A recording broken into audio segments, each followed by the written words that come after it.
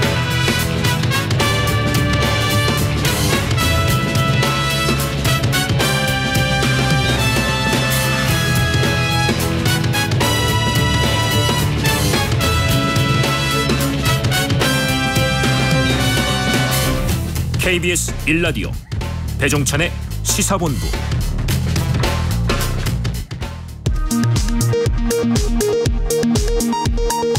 이 시각 라디오 정보센터 뉴스입니다.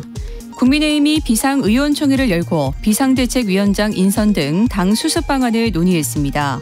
더불어민주당에서는 당내 최대 의원 모임인 더 좋은 미래가 이낙연 전 대표에게 신당 창당을 철회할 것을 요구했습니다. 오늘 오전 9시 반쯤 서울 지하철 8호선 복정역에서 이산화탄소 누출 사고가 발생했습니다. 이 사고로 승강기 작업을 하고 있던 작업자 5명이 병원으로 이송됐으며 이 가운데 2명이 의식장애를 호소했습니다. 전북 김제시와 전남 영암군의 가금농장 5곳에서 고병원성 조류 인플루엔자가 확인됐습니다. 이로써 국내 가금농장에서의 고병원성 조류 인플루엔자 확인 사례가 15건으로 늘었습니다. 통계청 조사 결과 모든 세대의 소득이 늘어나는 동안 20대 이하 가구는 소득이 줄면서 소득이 가장 낮은 세대가 된 것으로 조사됐습니다. 반면 20대 이하 가구주의 지난해 부채 보유액은 5,014만 원으로 나타나 빚이 늘어나는 속도는 가장 빨랐습니다. 기획재정부는 12월 최근 경제 동향에서 물가 상승세 둔화 흐름이 이어지고 있다고 평가하고 경제 부문별로 회복 속도에 다소 차이는 있으나 경기 회복 조짐이 서서히 나타나는 모습이라고 진단했습니다. 지금까지 라디오 정보센터 뉴스 정한나였습니다.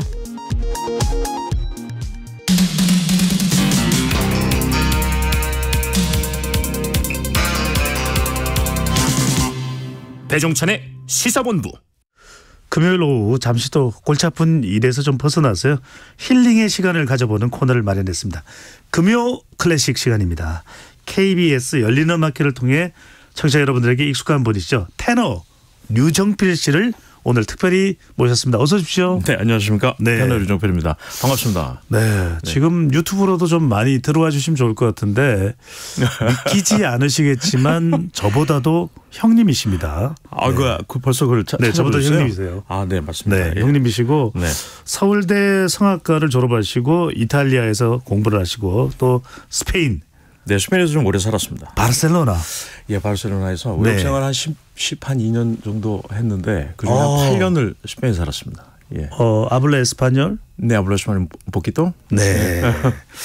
정말 여러분들 뭐 유튜브로 들어오시면 금방 또 누구신지 확인이 가능하실 것 같은데 네. 자, 인사 좀 해주시고 최근 근황 또 활동도 좀 소개를 해주시죠. 네네. 뭐 저를 기억해 주시는 청취자분들 계시면 정말 기쁘겠습니다. 저 네. 성악가 테너 류정필이고요. 뭐 열린음악회뿐만 아니라 또 뭐 여러 가지 그 KBS의 음악 프로그램에 제가 그래도 출연을 좀 한 편이어서 네. 저를 좀 기억해 주시는 분들이 좀 계실 거라고 생각이 드는데 많이 알려져 계세요. 아, 네. 열심히 활동하고 있고요. 네. 네, 특히 이제 뭐 저는 뭐 잘 아시다시피 아시는 분들은 레퍼토리를 좀 다양하게 가져가는 성악가로 많이 알려져 있습니다. 예. 자, 누구나 알고 있는 그 향수의 네. 박인수 교수님의 또 네네. 제자이시기도 네, 하시고요. 박인 선생님의 제가 제자죠. 예. 네. 자, 연말이라 공연이 많으실 텐데 지금 뭐 계획하고 있는 공연은 또 어떤 게 있으신지? 뭐 사실 그저께도 대전 네. 예술의 전당에서 제 크리스마스 콘서트가 있었어요. 와. 네, 근데 뭐 3층까지 꽉 차게 청중분들께서 와주셔가지고 네. 너무나 기쁘게 연주를 했고요.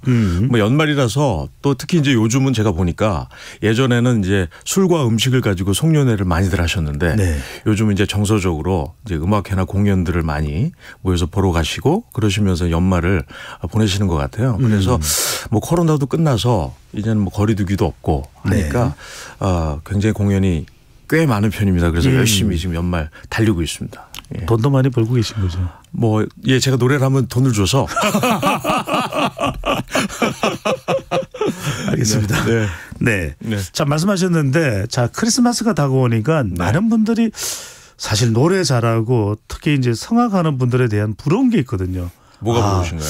여친 앞에서 네. 나도 좀 성악이는 레파토리로 노래 한 곡 쫙 불러주면서 네. 고백을 좀 하면 어떨까 이런 또 욕심을 내시는 분들이 분명히 계실 것 같은데 그러시겠네요. 자, 네. 이 노래 그래도 짧게라도 하면서 여친에게 고백하면 먹힌다. 네. 크리스마스 정말로 유명한 노래들이 많은데 네. 그래도 우리 국민들께서 가장 좋아하시는 뭐 한 소절만 그러면 오솔레미오 뭐 이런 곡인가 오 나의 태양. 네, 이게 굉장히 밝은 곡이긴 한데 무반주로요. 네, 오 나의 태양, 당신은 나의 태양입니다. 뭐 사랑 고백하기 딱 좋은 곡이라고 생각이 드네요. Che bella cosa, una giornata al sole, un'aria serena, dopo una tempesta, bell'aria fresca, pare già una festa. Che bella cosa, una giornata al sole. 뭐 이런 노래. 이게 뭐 닭살이라고. 뭘 소름이 조금 살살 불렀습니다. 예. 그래도 하이라이트 부분도 있지 않습니까? 네. 이제 뒤에 뭐 만나 투솔에 뭐 이렇게 좀 나오는 부분이 있죠. 안 올라가시는 건 아니죠? 네, 이게 오늘 설명할 게 너무 많아가지고. 알겠습니다. 네, 자, 오늘 모처럼 우한 클래식 세계로 이제 소개를 해주실 텐데, 자 어떤 주제입니까? 그 겨울에 어울리는 클래식 음악을 몇 곡 제가 소개하려고 오늘 나왔습니다. 너무 좋다. 네, 이제 겨울 하면은 저는 개인적으로 이렇게 그 따뜻한 실내에서 바깥에 이제 찬 어떤 그런 시원한 풍경을 보면서 뭐 눈이 내리면 더 좋고 차나 커피를 한 잔 탁 들고 어떤 음악을 들으면 좋을까? 제 생각에는 클래식 음악이 가장 잘 어울리지 않나 이런 생각이 듭니다. 네. 그래서 우리 KBS는 또 클래식 전문 채널도 있긴 합니다. 네, 1FM은 대한민국 유일의 클래식 음악 채널이죠. 그럼요. 그래서 겨울에 어울리는 클래식 음악 몇 곡을 소개해 드리려고 합니다. 네, 너무 좋습니다. 지금 뭐 여러 가지 풍경이 생각납니다. 갑자기 겨울 왕국 생각도 나고 또 바깥에 눈 내리는 거 보면서 어떤 클래식 곡을 들을까 이런 생각도 들기도 하고. 자, 이번 주부터 이제 좀 따뜻한 날도 있었지만 주말에는 또 추워진다고 하고. 자, 첫 번째로 들어볼 곡 어떤 곡인지 좀 소개해 주시면요. 되게 대중적으로 많이 제일 잘 알려진 악기는 피아노 같아요. 네, 그래서 피아노 곡 한 곡. 그 쇼팽이라는 아주 유명한 피아니스트 겸 작곡가죠. 쇼팽의 그 에튜드 연습곡입니다. 그 23번 작품번호 25-11이라고 그래서 그 작품이 제목이 있어요. 그러니까 겨울 바람, 윈터 윈드라는 제목을 가진 곡입니다. 이름 자체가 벌써 겨울 속으로 완전 빠져들 수밖에 없는 그런 또 기운을 느끼게 하는데, 쇼팽 하면은 뭐 아무리 음악의 문외한이라도 피아노의 거성, 피아노 하면 쇼팽 아니겠습니까? 폴란드 출신인 거죠. 네, 맞습니다. 예. 네, 쇼팽 콩쿠르도 있는 것으로 알고 있고, 자, 그 콩쿠르에서 우리 한국의 음악 인재들도 상당히 또 맹활약을 하고 있죠. 네, 뭐 조성진 씨가 뭐 1등을 해가지고 벌써 센세이션 일으킨 지가 벌써 꽤 됐고요. 네, 뭐 그 전에도 입상자들은 굉장히 많았고. 네. 뭐 어쨌든 그 제 생각에는 우리나라 국민들께서 가장 좋아하는 그 서양 작곡가 중에 또 피아니스트 중에 한 사람이 쇼팽이 아닌가 그런 생각이 듭니다. 근데 이 피아노 그러면 여러분들께서 딱 상식적으로 기억하실 게 딱 세 가지가 있는데요. 왜냐하면 첫째는 뭐냐면 피아노는 이탈리아에서 처음 생겨난 악기입니다. 그래요? 예, 피렌체에서 생겨났는데요. 이 피아노라는 어떤 그 악기 명이 원래는 피아노 포르테였습니다. 이태리 말로 피아노는 좀 이렇게 약하게, 포르테는 강하게 뭐 이런 뜻이거든요. 약강이네요. 예, 약강이에요. 그래서 이 피아노라는 악기가 이 약한 거와 강한 표현을 한꺼번에 잘할 수 있는 악기라고 생각이 들어서 처음에 그렇게 악기 이름을 피아노 포르테라고 붙였다고 합니다. 이제 나중에 이제 피아노라고 이렇게 쉽게 부르게 된 거고요. 그리고 두 번째는 이렇게 때려서 소리를 내는 악기를 타악기라고 그러고, 그렇죠. 이렇게 긴 줄을 현악기, 그걸 현악기라고 하지 않습니까? 근데 이 피아노는 그 건반을 때려서 쳐서 음을 내니까 소리를 내니까 타악기이기도 하지만 또 그 해머가 이 현을 또 치잖아요. 그러니까 타악기와 현악기가 혼합된 악기인 거죠. 예. 그 두 번째로 이걸 좀 기억을 해 주시면 좋고. 타현악기네요. 네, 그렇죠. 예. 그다음에 세 번째는 종류가 두 가지가 있습니다. 그 업라이트가 있고 그랜드 피아노가 있습니다. 예, 뭐 아시는 분들은 아실 텐데 업라이트는 다들 아시는 가정에 비치된 이 벽에다가 탁 붙일 수 있는 그 피아노를 말하는 거고요. 그랜드 피아노는 여러분들이 이제 공연장에 가시면은 이렇게 길게 이렇게 비싼 거, 비싸 보이는 그 피아노가 그랜드 피아노인데 이제 왜 이렇게 기냐면 그게 이렇게 길수록 줄도 길고 울림통도 크니까 소리가 이제 유려하게 나오고 풍성하게 나와서 그거는 연주용 피아노다 이렇게 기억하시면 되겠습니다. 우리 청자분들이 아예 말 좀 그만하고 좀 듣고 싶어요. 그럴까요? 예. 자, 겨울바람이라는 부제가 붙은 이 피아노의 두드림과 또 선의 아름다움, 선율까지 느낄 수 있는 쇼팽의 연습곡 어떤 곡일까 좀 궁금한데. 네, 요것만 기억하시고 들으시면 될 것 같습니다. 뭐 겨울을 주제로 한 곡이니까요. 처음에 조금 느린 부분이 나오는데 이거는 겨울바람이 잔잔한 겨울바람, 고독하고 쓸쓸함을 표현하고요. 바로 그 다음에는 눈보라가 휘몰아치는 장면으로 이어진다. 요것만 기억을 하시고 이 곡을 감상하시면 되겠습니다. 네, 들어볼까요? 예, 들어보시죠. 네.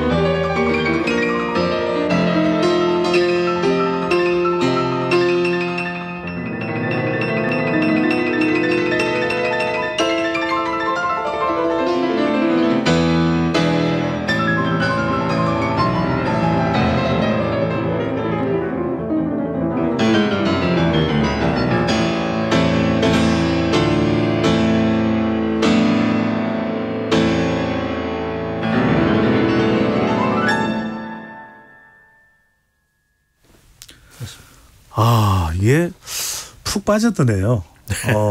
쇼팽의 이 피아노 곡이라는 게 저도 뭐 가끔 듣긴 합니다. 이름도 모르고 듣는 클래식 곡들이 많죠. 사실 일반인들은. 예. 그런데 이선율이 잘 흐르는 이 리듬. 네. 참 이걸 어떻게 표현하고 해석하느냐가 중요할 것 같은데 곡을 들어보니까 좀 많이 들어봤다 이런 생각을 하시는 분들도 많을 것 같은데 손가락 저는 제일 궁금한 게 피아니스트 중에 예. 뭐 성을 하시면 아마 반주하는 그런 피아노 연주자들이 있을 텐데 손가락이 이렇게 빨리 움직일 수 있을까. 근데 그게 재능뿐만이 아니라 엄청난 노력이 더 필요한 거 아니겠습니까? 네, 일단 오늘 방금 들으신 곡은 이제 마우리cio 볼리니라는 아주 유명한 정말 그 쇼팽 콩쿠르에서 이분도 1등을 하신 예. 아주 유명한 피아니스트. 조성진 같은. 네네. 근데 아주 옛날 분입니다. 네. 1941년생이라서. 근데 뭐 쇼팽의 에튜드 이 연습곡 그러면은 이분의 이름이 가장 처음 떠오르는 아주 유명한 분이거든요. 근데 뭐 이렇게 천재적인 어떤 그런 재능을 타고났어도 이 악기뿐만이 아니라 그러니까 저희 직업을 가진 사람들은 굉장히 연습을 열심히 해야 합니다. 뭐 제가 알기로는 우리 배 선생님께서도 네. 뭐 피아니스트에 대해서는 좀 아시는 걸로 제가 알고 있는데 알고 있는데 정말 연습을 많이 해야 되고 네. 뭐 삶이라는 게 공연을 하기 위한 한 2-3시간을 위해서 진짜 자고 먹고 그리고 좀 쉬고 나머지는 뭐 연습하는데 다 할애를 해야 네. 예, 무대에 올라가서 지금 방금 들으신 것처럼 손가락이 그냥 눈에 보이지도 않을 만큼 빨리 돌아갈 수 있고 예, 그리고 저희 같은 경우에는 아주 뭐 아까는 제가 작게 노래를 해드렸지만 네. 큰 소리로 노래를 쫙 이렇게 뽑을 수 있고 그렇거든요. 아니 류정필튼에게 그래서 궁금합니다. 왜냐하면 연말에 송년회 모임이 많다 보니까 일반인들도 사실은 노래할 일이 생깁니다. 아 그럼요. 뭐 노래방을 간다든지 뭐 회식을 한다든지 이럴 때 뭐 우리가 시간이 많지는 않으니까 좀 목을 관리 잘할 수 있는 꿀팁이 있다면요. 목을 관리 잘할 수 있는 목 관리를 잘할 수 있는. 제 생각에는 술 담배 안 하시면 됩니다.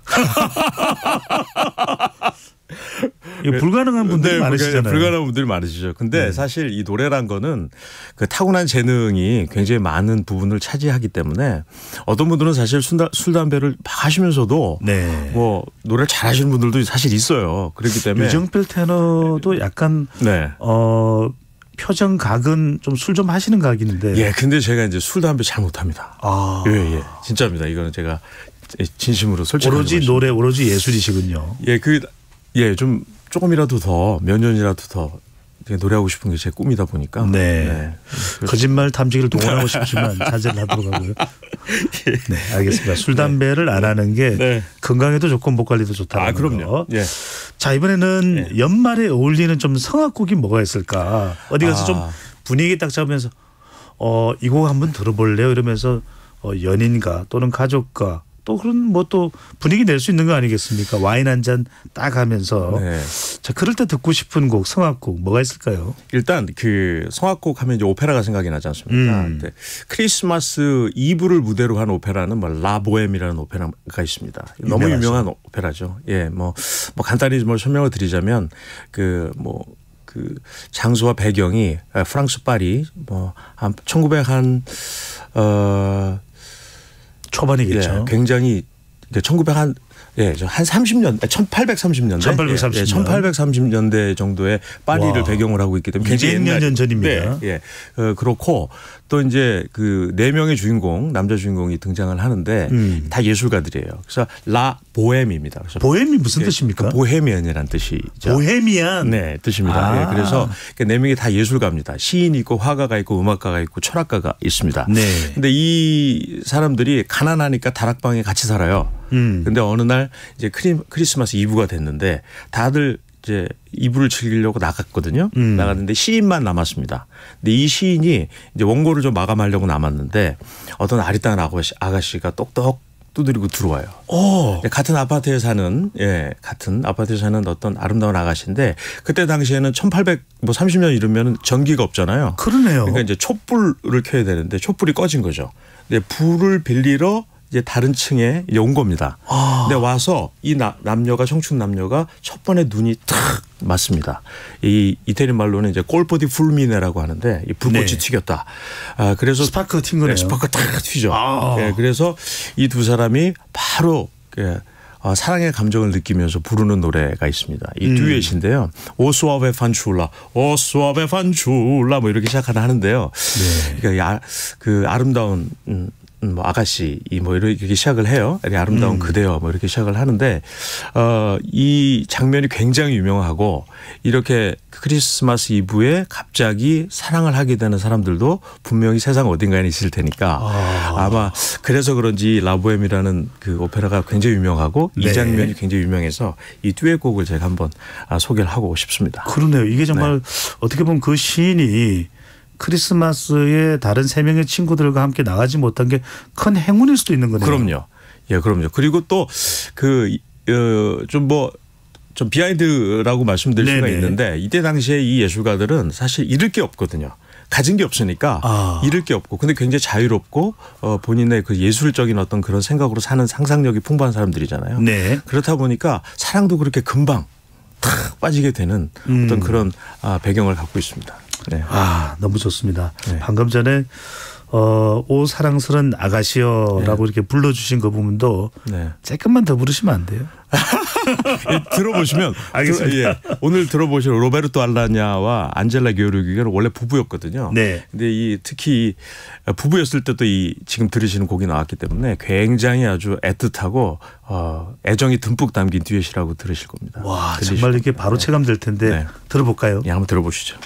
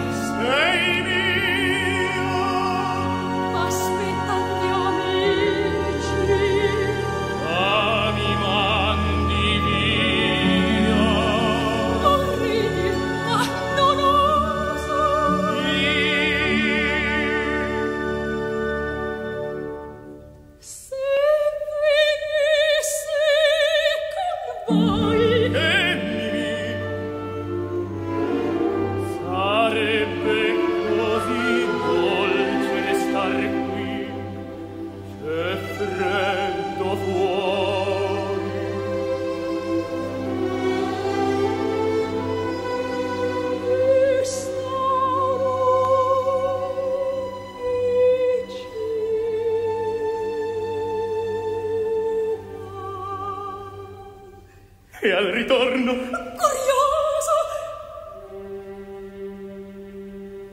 dammi il braccio mia piccina obbedisco signor che mani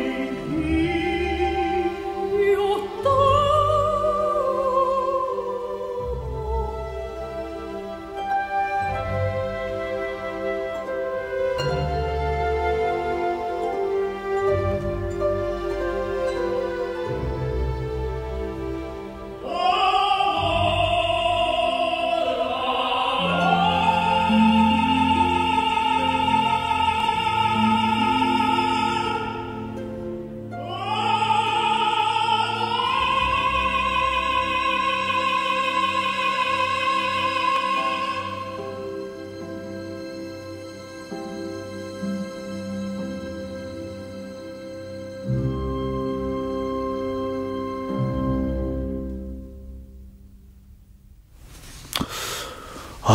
라보엠이라는 곡이 이름만 듣고 워낙 뭐 푸치니는 유명한 분이잖아요, 그죠? 네, 그렇죠.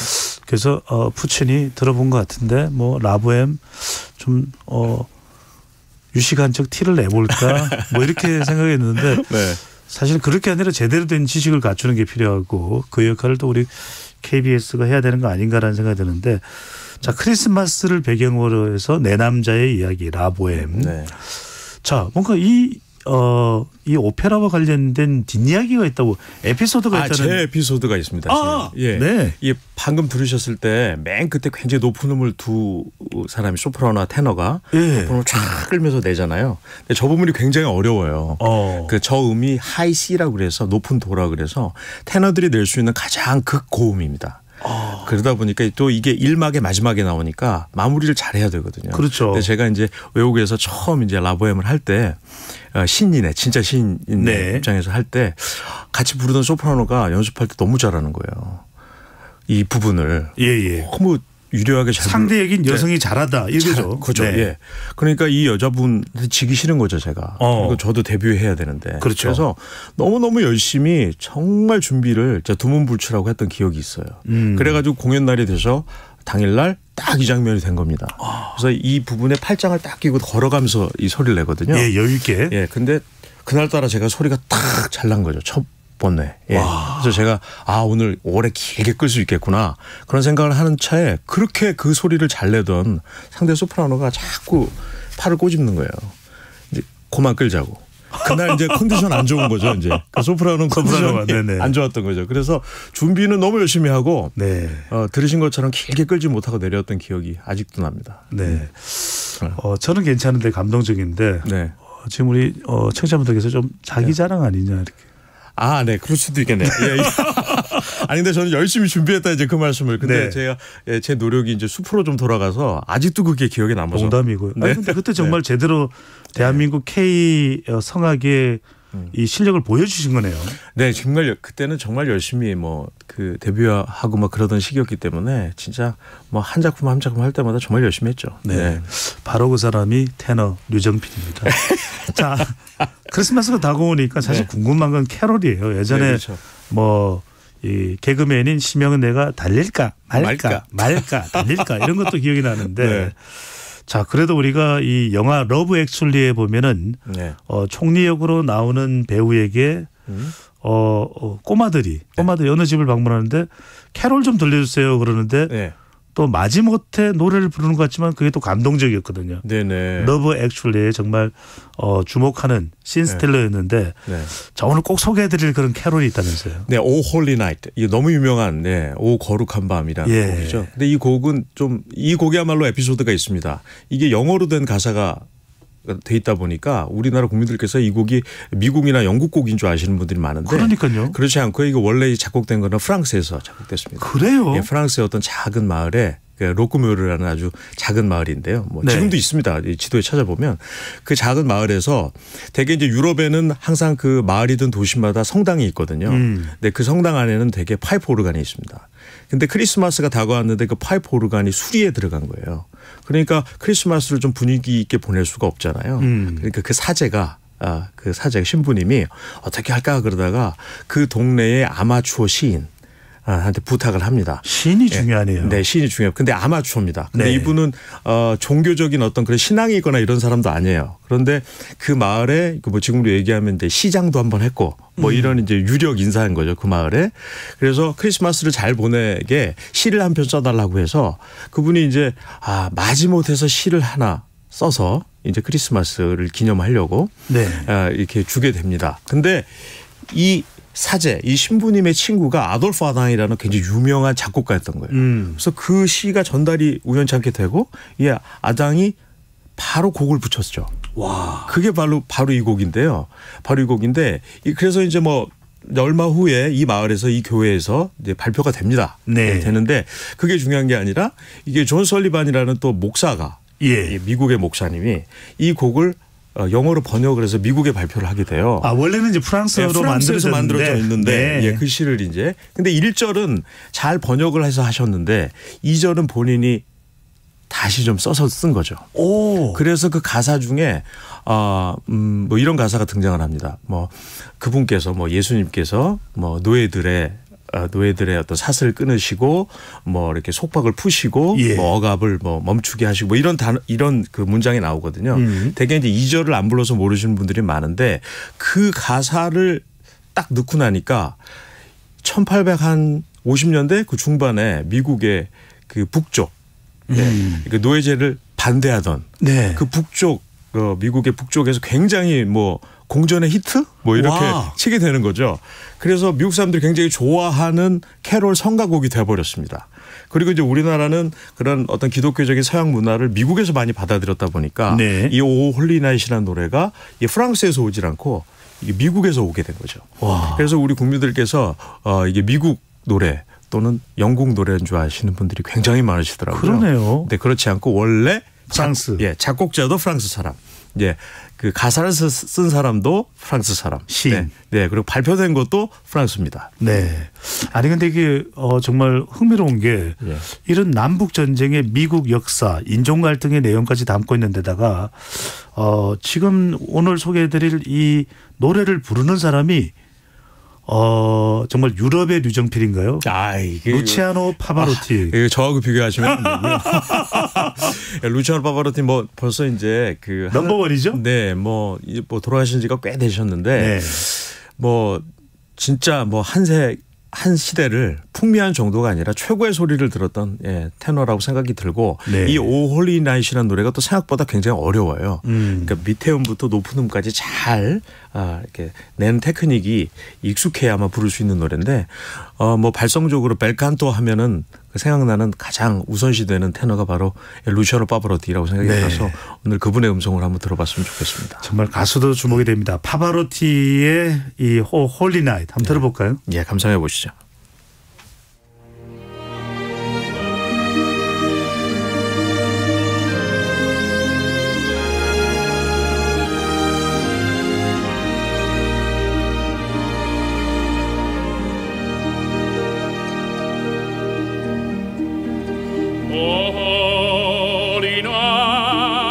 The stars are brightly shining.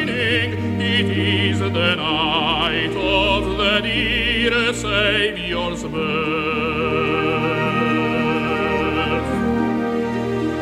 Long lay the world in sin and error pining. If in a fair and the soul felt his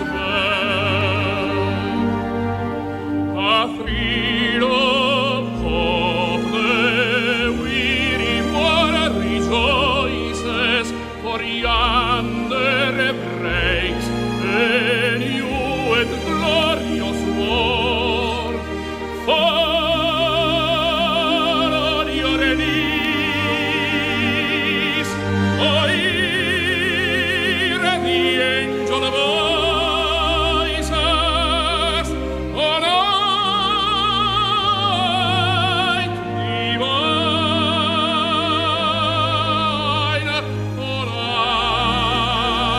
Christ was born.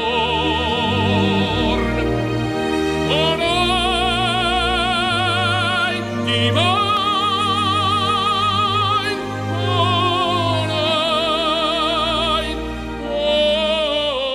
night divine.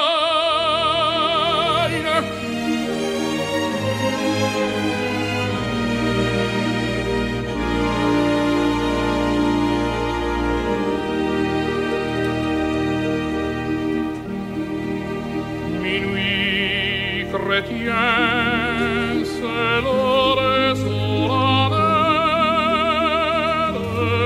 où l'homme Dieu descendit jusqu'à nous.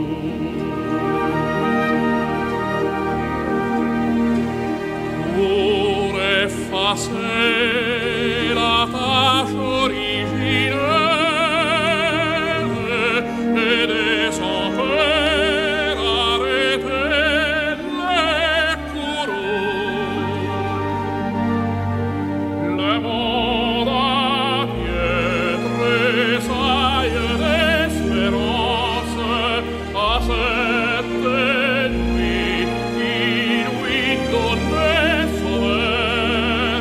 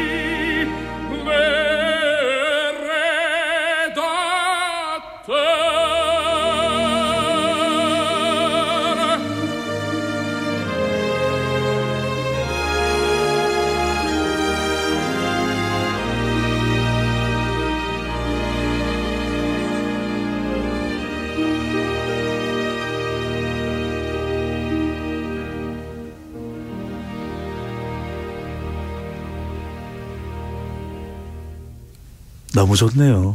네. 또 이 버전은 또 파바로티가 2절을 네. 불어로 또 부르잖아요. 네, 그래서 이게 아주 의미가 있습니다. 그래서 감동이 두 배네요. 네.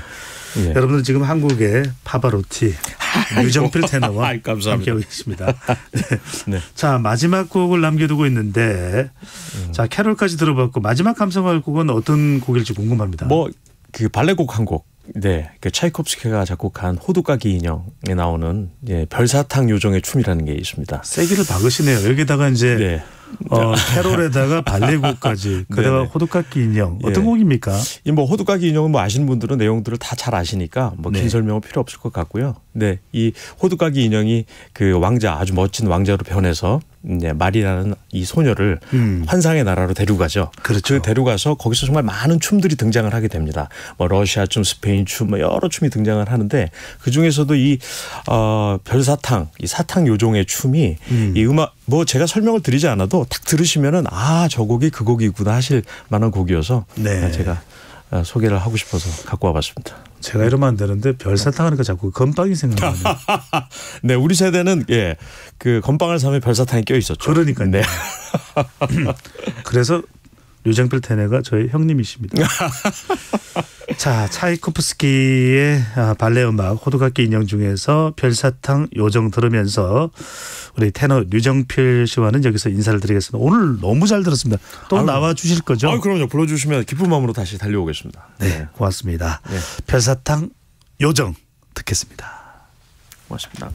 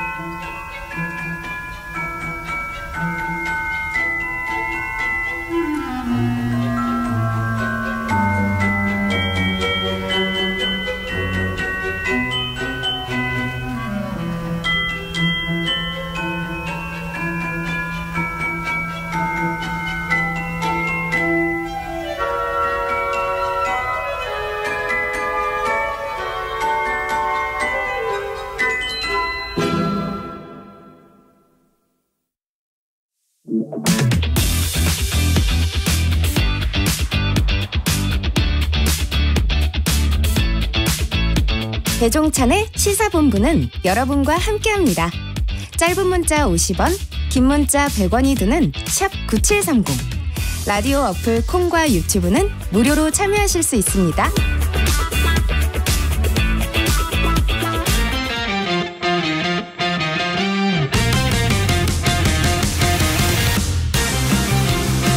한 주간의 스포츠 소식입니다. KBS 스포츠국 정현호 PD와 함께합니다. 어서 오십시오. 네, 안녕하십니까. 네. 자, 우리 스포츠에 들어가기 전에 네. 재난 안내가 있어서 먼저 좀 소개를 해드리겠습니다. 오늘입니다. 오후 1시 30분 기준으로 울릉도 독도 지역에 강풍 경보가 발효됐습니다. 해당 지역에 계신 분들은 기상 예보 잘 살펴서 강풍에 대비해 주시기 바랍니다. 자, 이번 주 스포츠 소식이 너무 많아요. 핫한 소식인데 네. 다른 뉴스보다는 일본 언론에서도 뜨겁게 보도하고 있는 내용입니다. 바로 이정우 선수입니다. 네. 메이저리그 진출을 선언했는데 그동안 어디를 갈지 사실 참 상당히 이 주목이 됐는데 네네. 샌프란시스코로 결정이 됐습니다. 그렇습니다. 자, 구단의 공식적인 계약 발표까지는 네. 신체 검사가 남아있긴 한데 네. 계약 규모가 엄청나고 맞습니다. 또 키움도 뭐 이런 표현이 어떨지 모르겠습니다만 네네. 한몫 잘생겼다라는 그렇죠. 이야기가 나올 정도 중요한 부분이죠. 네. 예, 구체적으로 좀 소개를 해주시죠. 네, 우선은 계약 규모는 6년에 1억 1,300만 달러, 우리나라 돈으로 하면은 약 1,490억 정도의 계약이 되겠습니다. 그리고 옵트아웃 조항도 이제 가지고 있고 네. 등번호로 51번 그대로 쓸 수 있고 마이너리그 거부권까지 가지고 있습니다. 그렇기 때문에 어떻게 보면은 지금 샌프란시스코 내에서 선수들 중에서 로스터 그 연봉 1위예요.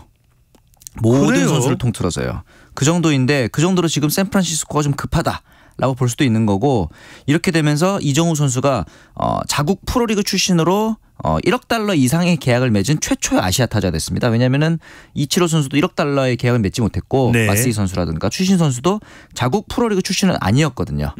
이렇게 되면서 이정우 선수의 이 계약이 상당히 큰 규모다라는 얘기가 나오고 오늘 이제 구체적인 연봉 수치도 좀 공개가 됐습니다. 네. 내년에는 700만 달러고요. 2025년에는 1,600만 달러, 27년에는 2,200만 달러, 그리고 28년과 29년에는 250만 달러 이렇게 규모가 네. 책정이 됐고 자선 기부 계획도 공개가 됐습니다. 네, 이정우 선수가 내년에는 6만 달러를 시작해서 8만 달러, 11만 달러, 10만 2,500달러까지 샌프란시스코 지역사회에 기부하겠다. 이런 네. 부분도 이제 공개를 했기 때문에 역시 그 소위 말하는 노블리스 오블리지 하는 모습을 또 보여주기도 했습니다. 뭐 샌프란시스코의 지역에 이제 기부를 하는 것이지만 맞습니다. 또 이정우 선수가 본인의 소득이 또 급격히 늘어날 테니까 네네. 또 우리 사회도 한국 사회도 상당히 많은 또 기여를 하지 않을까 생각이 들고 방금 전에 여쭤봤는데 키움 구단도 네. 엄청나게 반가운 소식입니다. 그렇죠. 왜냐하면은 이렇게 하면서 키움 히어로즈 같은 경우는 이제 포스팅 비용을 받게 되는데 네. 이제 그 전체 계약 금액의 20% 이상이거든요. 계약 규모에 따라 조금씩 달라집니다만 이번에 벌게 된 비용이 248억 원에 달합니다. 약 1,800만 달러이기 때문에 키움의 1년 예산 거의 2년치 예산에 육박하는 금액이거든요. 와. 이정우 선수가 키움에게 남겨주고 간 선물이 되겠습니다. 네. 뭐 이정류하고는 좀 다르게 이건 이제 포스팅되는 금액이긴 한데 네네. 그만큼 이제 대우를 받고 간다 맞습니다. 이렇게 또 볼 수가 있는데 아까 이제 우리 정현호 PD가 얘기할 때 옵트아웃 그러니까 네. 6년 계약이지만 경우에 따라서는 4년 만에 계약을 종료하고 그렇죠. FA 선수로도 나갈 수 있다 이런 얘기가 되는 네. 것이죠. 쉽게 말하면은 4년 후에 본인이 자신이 있으면은 FA 선언을 할 수 있는 겁니다. 자유계약을. 이거는 이제 간단하게 말하자면은 지금 계약보다 4년 후에 내가 더 잘할 자신이 있어. 라고 공개적으로 선언을 하는 거예요. 네. 왜냐하면은 그렇게 해서 이 6년이 아니라 4년 만에 계약이 종료되고 나갔을 때 그 남은 2년 동안 연봉을 못 받거든요. 근데 그보다 훨씬 더 나은 연봉을 받을 수 있다라는 확신이 있는 거고 네. 오늘 밝혀진 그 구체적인 연봉 수치를 보니까 확신이 드는 게 4+2 계약인데 그 전까지는 1,600만, 2,200만 달러였다 연봉이 마지막 2년은 250만 달러. 줄어들어요. 굉장히 많이 줄어듭니다. 이거는 이정우 선수도 이 나머지 2년은 열심히 해가지고 옵트아웃을 노려보겠다라는 의지가 좀 천명된 것으로 보이고 김하성 선수의 조언이 있었다 그래요. 김하성 선수가 단적으로 이 옵트아웃의 수혜자가 될 가능성이 높은 게 김하성 선수도 4+1 계약입니다. 근데 올해까지가 4년 계약이 만료돼요. 그러니까 올해처럼 만약에 내년에도 좋은 계약을 모습을 보여준다면은 내년 시즌 후에 옵트아웃을 해서 더 큰 대박 계약을 노릴 수 있다. 본인이 해보니까 이거 좋더라라고 조언을 한 것 같습니다. 그렇죠. 김하성 선수가 먼저 경험이 있기 때문에 요즘 또 뭐 여러 가지 고소권으로 또 가슴앓이를 하고는 있습니다만 어떻게 진상 규명이 나올지는 지켜봐야 될 거고 그런 또 조언이 먼저 진출한 선배 중 같은 또 구단이죠. 맞습니다. 키움 구단이 연달아 미국의 이 대박 또 선수들이 진출하는 그런 기회가 되고 있는데 제일 궁금한 건 이겁니다. 일본 선수보다도 더 많은 연봉을 받아낸 것 자체 어떤 점이 가장 높게 이정우 선수가 샌프란시스코로부터 평가를 받았다고 봐야 될까요? 외야수치고는 장타력이 부족하다라는 게 이정우 선수에 대한 평인데 매해 조금씩 성적이 나아지는 모습을 KBO 리그에서 보여줬단 말이죠. 작년에는 홈런 많이 쳤잖아요. 그렇죠. 그러니까 이 발전 가능성이 있다라고 이제 본 거고 지금 샌프란시스코의 외야수가 별로 없습니다. 이 부분도 지금 샌프란시스코가 급하고 왜 급하냐. 그러니까 같은 지구에 있는 다저스는 오타니를 사왔죠. 그다음에 애리조나 같은 경우 이번 시즌 준우승 팀이죠. 이대로 가면은 샌프란시스코가 동력을 잃을 것 같다라는 어떤 위기감에서 이정우 선수에게 큰 기대를 걸고 투자한 것이다라고 보여집니다. 네. 바로 이정우 선수가 지금 붙박이 1번 타자 겸 중견수로 활약을 할 가능성이 높다라는 그림도 그려지고 있는데 네네. 재밌는 게 이거예요. 사실상 올해까지였나요? 이 샌디에고 파드레스의 돌풍을 일으켰던 밥 멜빈 감독이 샌프란시스코 감독이 됐어요. 맞습니다. 김하성 선수와 이제 인연도 있었고 그렇기 때문에 사실 타순이 1번에 위치할지 아니면 2번, 3번에 위치할지는 좀 시즌을 지켜봐야 될 것 같아요. 왜냐하면은 이정우 선수도 국내 리그에서 1번 타자로 많이 나오지는 않았거든요. 이렇기 때문에 샌프란시스코 내에서 또 이제 다른 선수들이 1, 2번 타순에서 더 좋은 모습을 보여줄 수도 있기 때문에 이정우 선수의 타순을 좀 더 지켜봐야 될 것 같습니다. 네. 자, 지금 이정우 선수의 대박 계약이 알려지면서 주목받는 인물은 바로 그의 아버지 바람의 아들 이종범 선수입니다. 전 선수죠.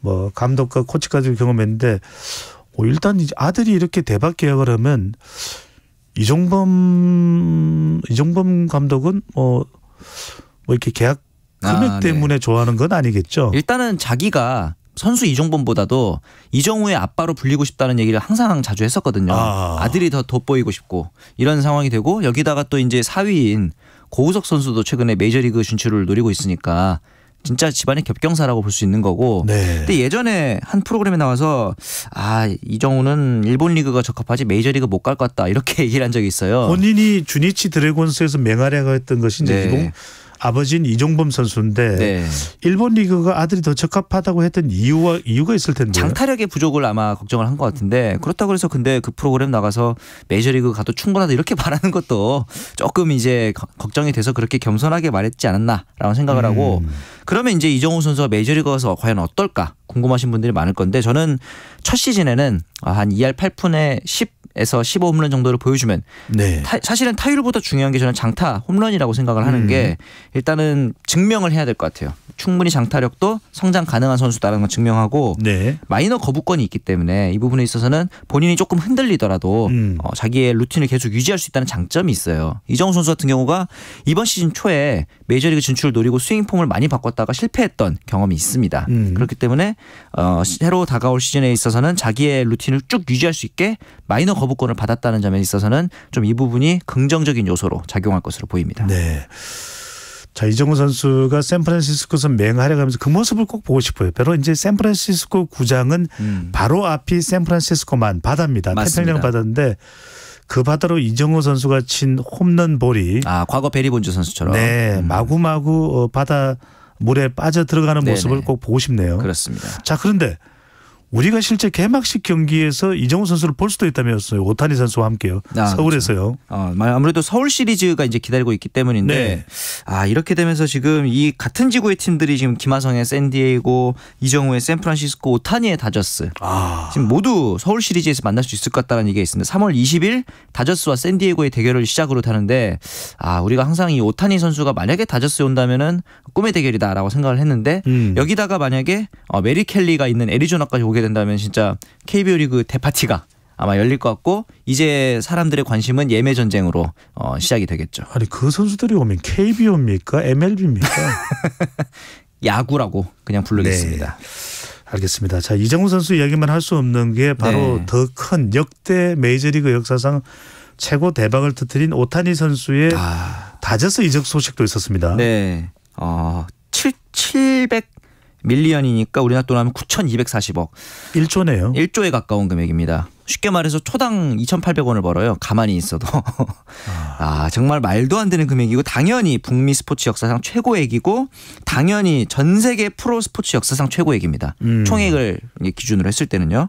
종전의 메이저리그 최고 계약이 마이크 트라웃이었는데 이 선수가 거의 400밀리언이었기 때문에 이미 300밀리언 가까운 격차가 엄청나게 나기 때문에 진짜 앞으로 한동안 이 선수의 기록을 경신할 일도 없을 정도로 압도적인 최고액 계약이 되겠습니다. 네. 오타니 선수 정말 이게 미국 일본 야구를 또 완전히 지배하고 또 미국까지 가서 두 번이나 MVP를 수상하고 역대 최대의 또 대박 계약도 터뜨렸는데 네. 그런데 이 계약에 대해서 약간 비판의 목소리가 나옵니다. 네. 이상한 계약이다. 세금을 회피하는 꼼수 계약이다. 네. 이건 무슨 이유 때문입니까? 간만에 여기서 이제 시사적인 좀 이슈를 다루게 되는데 예. 쉽게 말해서 디퍼 계약이라고 저희가 부르는데 이 금액의 일정 부분을 추후에 지급하는 형태가 되겠습니다. 그러니까 예를 들어 700밀리언을 다 계약 기간 내에 주는 게 아니고 계약이 끝난 이후에 이 금액의 일부를 지급하는데 이 일부가 어느 정도냐. 이게 일부가 아니에요. 전체 계약금 중에 97%가 추후 지급입니다.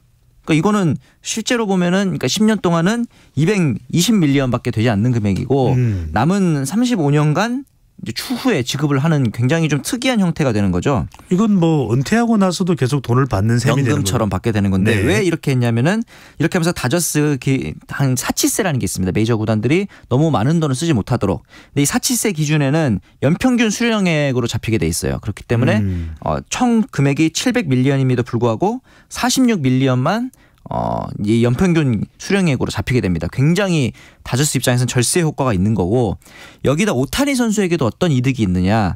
이 캘리포니아에는 세금이 굉장히 많습니다. 뭐 주세부터 네. 시작해서 소득세 다양한 것도 있는데 앞서 말씀드린 주세 같은 경우는 캘리포니아에 거주하는 경우에만 내게 돼 있어요. 만약에 오타니 선수가 10년 계약이 끝나고 뭐 일본이나 다른 그 주로 옮기잖아요. 그럼 이 주세를 안 내도 됩니다.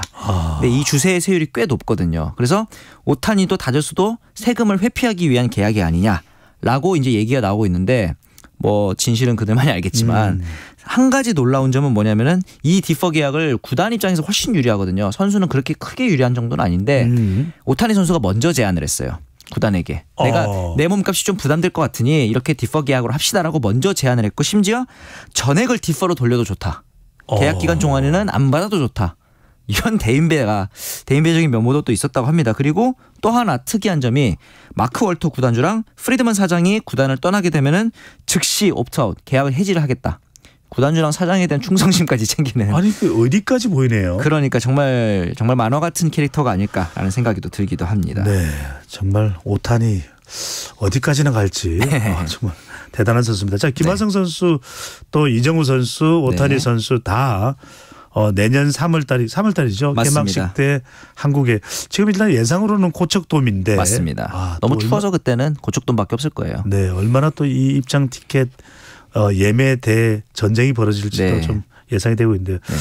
자, 이 샌디에이고 파드리스와 LA 다저스의 서울 개막전 관심이 뜨거운데 자, 정현호 PD는 스포츠 PD니까 뭐 이 쉽게 들어갈 수 있는 거 아닙니까? 그죠? 그렇게 하고 싶지만 중계권이 없습니다. 저희가. 중계권을 다른 매체가 가지고 있기 때문에 저희가 이제 따로 신청을 하고 사유가 있어야만 출입이 가능한 거고 저희가 뭐 기자 신분은 아니기 때문에 아마 취재하러 갈 일은 없지 않을까. TV로 만나봐야 되지 않을까라는 생각을 하고 있습니다. 정현호 PD도 쉽게 들어갈 수가 없는 그런 경기가 될 가능성이 높네요. 네, 엄격해야죠. 네, 부탁을 좀 해보려고 그랬더니. 네. 자, 이 질문 하나 그러면 드리겠습니다. 자, 내년 이게 하도 뜨거우니까 미국 메이저리그가 우리 선수들로 인해서 내년 포스터 시즌에 진출하지 못할 서부 지구팀 어딜까요? 1번 LA 다저스, 2번 샌디에이고 파드레스, 3번 샌프란시스코 자이언츠. 어느 팀을 찍어도 저를 나락으로 보내시려고 이런 퀴즈를 준비하신 것 같은데 저는 냉정하게 봤을 때는 샌프란시스코가 어렵다. 왜냐하면 다른 팀들의 전력이 워낙 좋고 이정우 선수가 새로운 선수인데 팀 최고 연봉이라는 얘기는 그만큼 다른 선수들의 전력이 조금 아쉽다라는 의미가 될 수도 있기 때문에 샌프란시스코가 좀 어렵지 않을까라는 생각을 해봅니다. 네. 자, 답은 안 하네요. 자, 이번에는 토트넘 소식입니다. 손흥민 선수 정말 역시 손흥민입니다. 그렇죠. 사실 그 전까지 토트넘이 1무 4패로 굉장히 좀 부진했었거든요. 그런데 이번 뉴캐슬과의 경기에서 도움 2개, 페널티킥 하나를 기록을 하면서 굉장히 좀 의미 있는 기록을 하나 세운 게 이번 페널티킥 득점이 리그 10호골이었는데 EPL 역대 7번째로 8시즌 연속 두 자릿수 득점을 기록한 선수가 됐습니다. 이렇게 되면서 앞에 있었던 선수들이 웨인 루니, 그리고 램퍼드, 케인, 티에리 앙리 이렇게 이어서 역대 7번째이기 때문에 굉장히 레전드 대열에 합류할 수도 있지 않을까라는 생각을 하게 되는 거죠. 손흥민 선수가 전설이 됐네요. 맞습니다. 자, 근데 이 게리 네빌 등 영국의 이 프리미어리그 전설들이 그런 얘기를 합니다. 전방 스트라이커에서 어쩔 수 없이 이 포스테코글루 감독이 윙어로 돌려서 이제 승리를 따냈는데 네네. 전방 스트라이크 역할을 안 하는 것도 좀 문제가 아니냐 이런 지적도 나옵니다. 아하. 근데 저는 이번 경기 때 왼쪽 윙으로 다시 돌아가서 1골에 2도움을 기록했다는 것 자체가 가장 자기에게 잘 어울리는 포지션에 배치가 된 거라고 생각을 해요. 다만 이제 팀에서 해리케인 선수의 공백을 확실하게 메꾸지 못했기 때문에 스트라이커 자리에 포진이 됐는데 이날 경기 활약이 워낙 좋았으니 포스테코글루 감독이 앞으로 남은 경기에서도 왼쪽 윙으로 손흥민 선수를 배치하지 않을까 하는 생각을 해봅니다. 네, 자 바로 손흥민 선수의 경기 내일도 새벽에 예정돼 있습니다. 맞습니다. 바로 노팅엄인데요. 네. 과연 이 경기 어떻게 예상을 하고 손흥민 선수 몇 골이나 넣을까요? 최소한 한 골 이상 기대하고 싶은 게 노팅엄이 최근 6경기 연속 승리가 없습니다. 1무 5패고요. 토트넘 같은 경우는 지금 5위에 자리를 하고 있는데 UEFA 챔피언스리그 진출하려면 4위 맨체스터 시티를 일단 넘어서야 됩니다. 그런데 이 맨체스터 시티도 지금 페이스가 좋지 않아요. 그렇기 때문에 노팅엄 약체인 노팅엄과의 경기에서 좀 좋은 결과를 낸다면은 챔피언스리그 진출권까지 노려볼 수 있는 상황이 될 것으로 보입니다. 저는 예상컨대 4골 정도 넣어서 득점 살라와 홀란드를 제치고 1위로 올라가지 않을까. 다음 주에 어떤 모습으로 뵙게 될지. 알겠습니다. 자, 황희찬 선수 소식도 짧게 좀 전해주시죠. 황희찬 선수도 이번 시즌 여전히 좋은 활약을 펼치고 있고 앞서 말씀드린 맨체스터 시티 과르디올라 감독이 이런 얘기를 했습니다. That Korean guy를 조심해야 된다. 그럴 수밖에 없는 게 울버햄튼에서 워낙 좋은 퍼포먼스를 보여주고 있기 때문에 이번 주 활약도 좀 기대해 보겠습니다. 장기 계약을 한다라는 그런 가능성도 있다면서요. 황희찬 선수. 아직까지 이제 확정된 것은 아닙니다만 일단 울버햄튼 팬들이 워낙 좋아해주고 있고 거기다가 퍼포먼스가 좋은 이 시점에서 황희찬 선수가 이제 가장 절정에 올라오는 커리어적으로 피지컬적으로 올라오는 시기이기 때문에 울버햄튼 입장에서도 내년에 만약에 지금처럼 좋은 퍼포먼스를 보여준다면은 계약을 맺고 싶을 거라 보입니다. 네, 요즘 정말 K스포츠 대박이 벌어지고 있는데 그러니까요. K스포츠는 KBS 스포츠와 함께 하시면 됩니다. 감사합니다. 지금까지 스포츠국의 정현호 PD와 함께했습니다. 말씀 잘 들었습니다. 네, 감사합니다. 자, 배종찬의 시사본부 오늘 준비한 소식은 여기까지입니다. 간만에 또 클래식도 준비했는데 청취자분들 어떻게 들으셨는지요? 자, 그런 좀 여유를 또 가질 수 있는 주말이 되시면 좋겠습니다. 힐링 잘 하시고요. 저는 다음 주 월요일에 다시 돌아오겠습니다. 행복하고 더 행복한 주말 되십시오.